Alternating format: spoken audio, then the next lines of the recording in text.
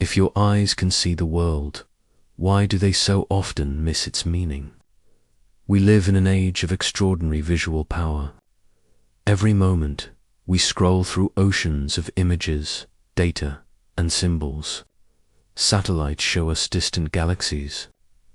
Cameras capture every angle of daily life, yet confusion, anxiety, and inner blindness grow stronger than ever. This paradox raises a deeper question. If our outer sight has evolved, why has our inner sight weakened? In Sufi philosophy, this distinction is captured by two Arabic terms, basar, the eye of the body, and basgra, the eye of the heart. The first perceives appearances, the second perceives meaning. You might see a person crying and recognize tears, but not the suffering that produced them. The eyes record the event, but the heart decodes its truth. So, what does it mean to see beyond appearances? And can this deeper vision be cultivated? To answer that, we turn to Ibn Arabi, a philosopher who developed one of the most profound metaphysics of perception ever recorded. Modern life presents a paradoxical form of blindness. We see more than any generation in history, yet comprehend less. Our eyes are open, but our attention is fractured. From a cognitive standpoint, this results from visual overstimulation. Neuroscientific research shows that constant visual input, especially through screens, overstimulates the default mode network, the brain's system for internal narrative and self-referential thought. Studies demonstrate that such overload leads to attentional fatigue, the mind's inability to process meaning deeply. As a result, people often experience what psychologists call perceptual flattening. We see thousands of images daily but retain almost none. Consider the typical social media scroll: endless exposure, minimal comprehension. The eyes are engaged, but consciousness remains passive. The deeper issue is that we confuse perception with interpretation. Instead of truly seeing what is present, we instantly label, judge, and categorize. Our vision is filtered through cognitive biases, emotional states, and linguistic conditioning. This creates a moral and existential disconnection. We react more than we reflect, and so we lose the capacity for qualitative seeing, vision infused with understanding, empathy, and coherence. Centuries before modern psychology, Ibn Arabi diagnosed this same distortion. He called it the imbalance between the eye of sense and the eye of the heart, between data and wisdom. Ibn Arabi, known as Al-Sheikh Al-Akbar, the greatest master, was a 12th century Andalusian mystic, philosopher, and theologian. His metaphysical framework, the unity of being, rests on a revolutionary insight. Perception and existence are inseparable. To perceive something is to participate in its being. For Ibn Arabi, seeing is not a passive act of observation. It is a creative act of participation. He wrote, "The eye of the heart sees by the light of God, not by the light of the world." Modern cognitive science echoes this principle. The 19th century physiologist Hermann von Helmholtz introduced the concept of unconscious inference, the idea that perception is an interpretive act, not mere reception. Contemporary neuroscience reaffirms this. The brain constructs reality through active prediction and meaning-making, not simple recording. Thus, both science and mysticism converge on a key idea. Seeing is not neutral. It is participatory. Ibn Arabi's system maps this participation through 4 layers of vision, from physical sight to divine perception. At the first level, sight is biological. The eyes detect form, color, and motion, what modern neuroscience attributes to the visual cortex and its processing streams. But this is the most limited mode of seeing. It recognizes shape, but not essence. You can see a tree and identify its species, yet never perceive its silent vitality. Ibn Arabi writes, "The eye perceives the form, but only the heart perceives the truth of that form." In other words, Basar captures appearance, while Basra captures reality. Physical sight alone offers data without meaning, information without wisdom. The second layer of vision belongs to the intellect, the mind's capacity to analyze, classify, and connect ideas.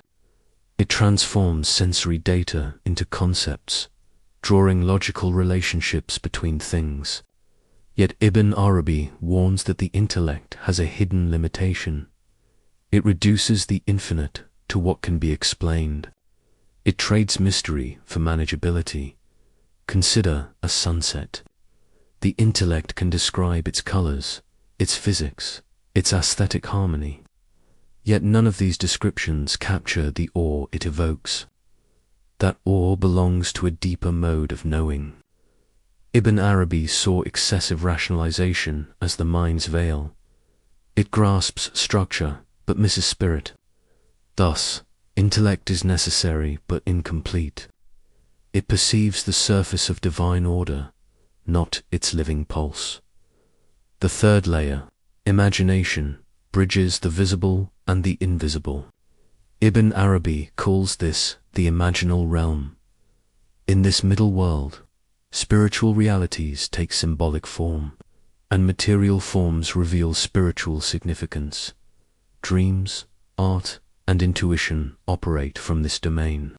A dream, for example, may reveal an emotional or moral truth before the conscious mind can articulate it.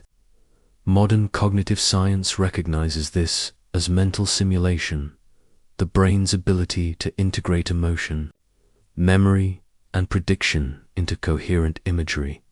For Ibn Arabi, the imaginal realm is neither fantasy nor illusion. It is a real, ontological bridge between worlds. Without imagination, knowledge remains abstract. With it, meaning becomes experiential. The fourth and highest form of vision is Basra, the heart's eye. Here, heart does not mean emotion, but reflective consciousness, the center where divine awareness mirrors itself in human perception. When the heart sees, Ibn Arabi wrote, it sees with God's seeing. This means that perception at its purest is not mine or yours. It is a moment of divine self-recognition through the human mirror.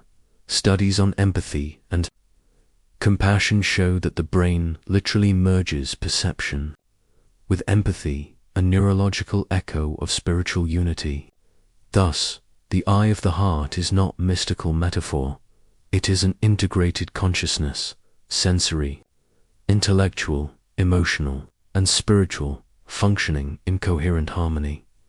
Ibn Arabi's most radical insight is that there is no independent seer. Seeing is God seeing himself through human consciousness. He wrote, "The eye by which I see God is the same eye by which he sees me." In philosophical terms, this means perception is reciprocal. The observer and the observed are not two separate entities, but two poles of one awareness. This dissolves dualism. Seeing is no longer a one-way act of vision, but a shared field of being. Ibn Arabi cautions that when perception is filtered through the ego self, it becomes self-referential. We no longer see reality. We see our own projections.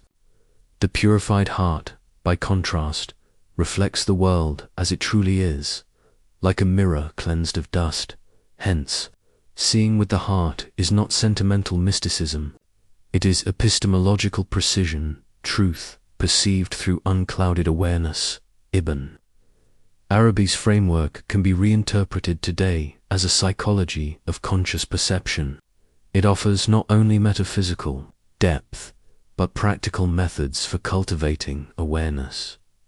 Neuroscientific studies show that attention literally reshapes perception. Ibn Arabi's practice of inner observation parallels this. It means watching the flow of thoughts without attachment. In modern terms, practice moments of seeing without labeling.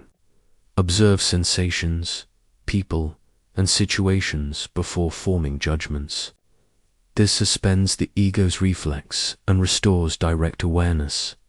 Modern findings reveal that heart-brain synchronization improves clarity, empathy, and emotional regulation. Ibn Arabi's teaching on the heart aligns with this. The heart is the harmonizing center of perception, uniting sensory and spiritual awareness. Focus on breath-centered coherence before When the emotional tone stabilizes, perception deepens. Perception is biased. We interpret reality through prior beliefs. Ibn Arabi offers a spiritual antidote, the etiquette of seeing. Approach all perception with humility, curiosity, and self-awareness. Before forming conclusions, pause and ask, what might I not be seeing? This question reopens the perceptual field, allowing new insights to emerge. Together, these disciplines train the heart's vision, perception that unites clarity with compassion, intellect with intuition. The outer eyes perceive form. The intellect perceives order. The imagination perceives meaning. The heart perceives truth. The eye of the heart is not fantasy. It is integrated perception, the convergence of reason, emotion, and spirit into a single lens of awareness, what modern science calls integrated consciousness.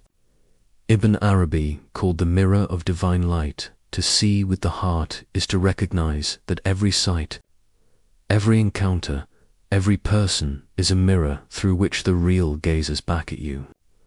The purpose of vision, then, is not to look harder, but to look purer. When perception is cleansed of ego, bias, and haste, observation transforms into illumination. That is the essence of Ibn Arabi's wisdom. The world does not need new eyes. It needs a new way of seeing.